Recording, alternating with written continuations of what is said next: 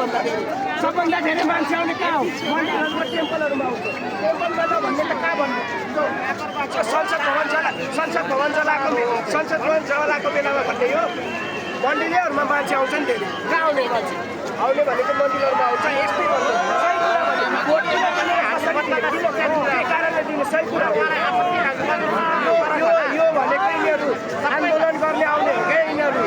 काम नराख्ने परिवर्तन चाहियो, उहाँलाई परिवर्तन मन नपर्ने अनि उहाँलाई चाहिँ मसँग रिस भयो क्या।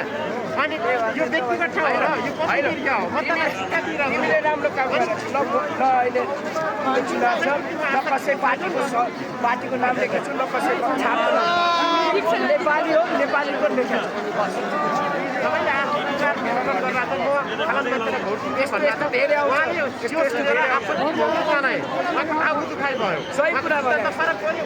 उहाँले परिवर्तन जानु भयो। तपाईँले परिवर्तन जानु भयो।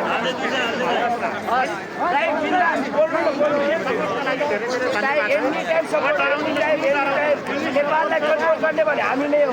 हामी नै हो। मुखले